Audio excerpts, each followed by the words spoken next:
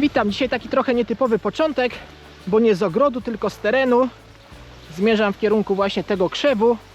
Na szczęście nie mam daleko. Dziki bezczarny, bohater dzisiejszego odcinka. Ale nie będzie o tym, co można zrobić z tego bzu kulinarnie, czyli teraz w tej chwili można byłoby wykorzystać te kwiaty na syropy, czy później owoce na zrobienie z nich soków, choć ja przyznam szczerze, że jakoś bardzo nie jestem fanem właśnie tego smaku soku właśnie z owoców dzikiego bzu czarnego. Będzie o tym, do czego ten bez czarny przyda się w ogrodzie, a przyda się m.in. do wzmocnienia roślin, jak i również, a może przede wszystkim do odstraszania szkodników. Także ja się biorę tutaj za zbieranie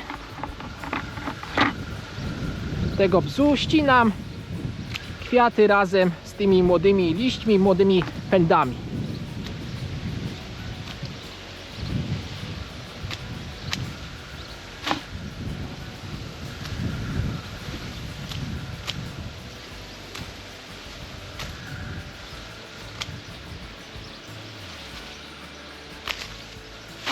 Jestem już w ogrodzie, bez nazrywany.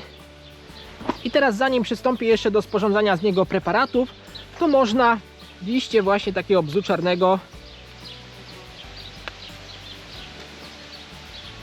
po prostu wcierać w pnie drzew owocowych.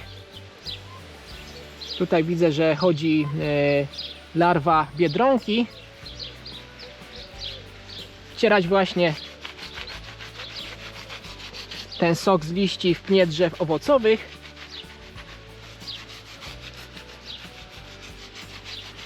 Ze względu na swój taki specyficzny zapach to będzie taka, można powiedzieć, że bariera dla wszelkiego rodzaju szkodników, które gdzieś tam po tym pniu chodzą, także mrówek.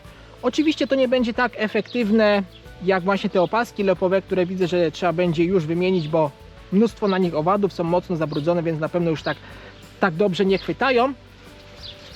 Ale jak to mówią, cóż szkodzi wetrzeć.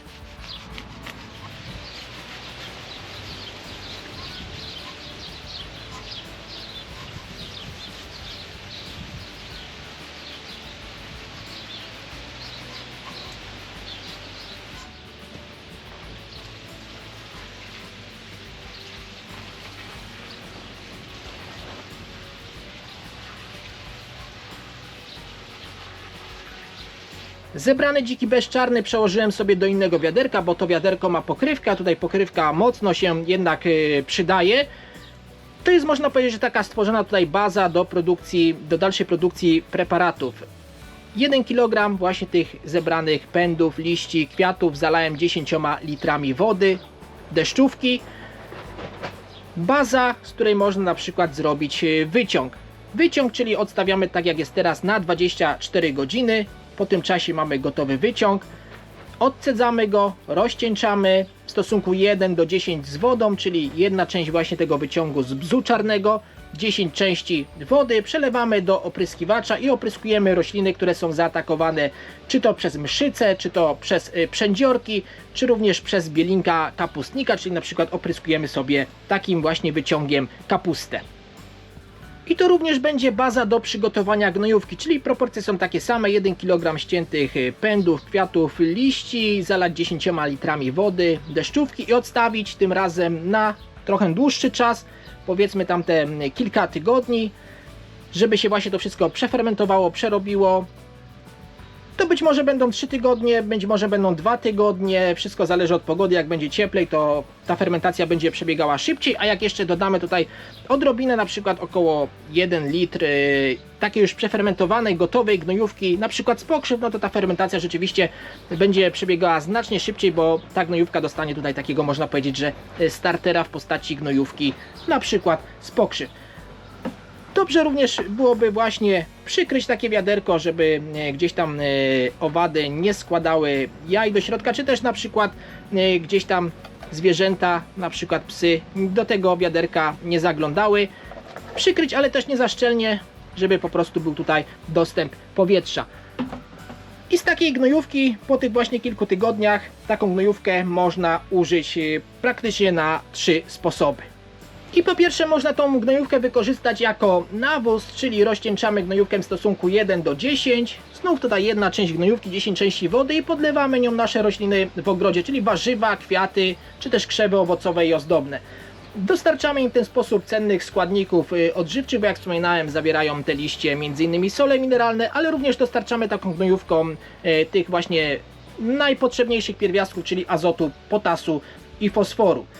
Po drugie, taka gnojówka również poprawia strukturę gleby, rozcieńczoną również 1 do 10. Można podlewać samą glebę, aby pobudzić aktywność pożytecznych mikroorganizmów i dżdżownic i poleca się właśnie podlewać taką gnojówką glebę tam, gdzie ta gleba jest po prostu jałowa, tych składników odżywczych jej brakuje i brakuje właśnie tych pożytecznych mikroorganizmów.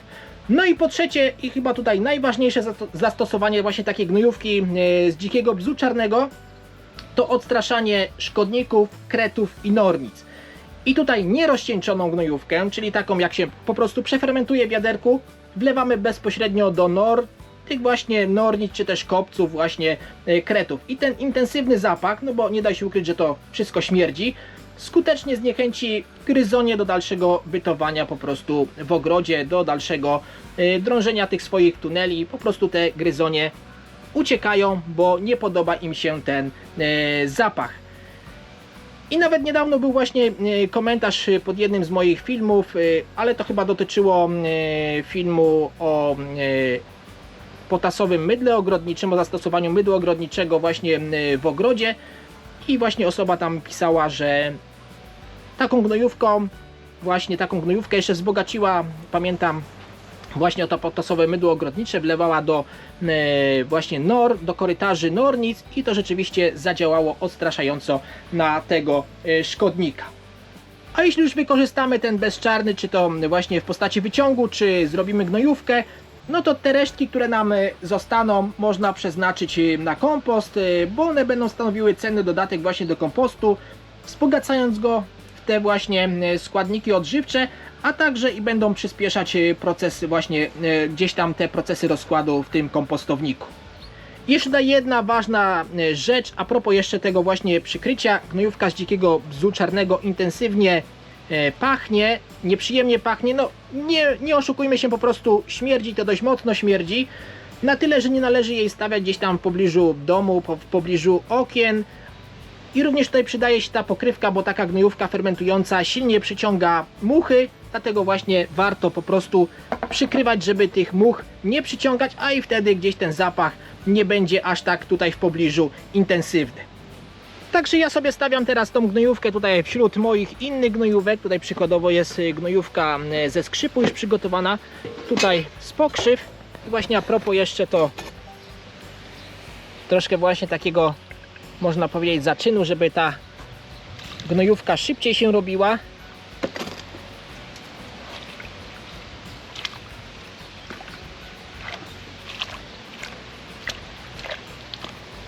Niech to się teraz wszystko przerabia, fermentuje. A na dzisiaj to tyle. Do zobaczenia i zapraszam wkrótce.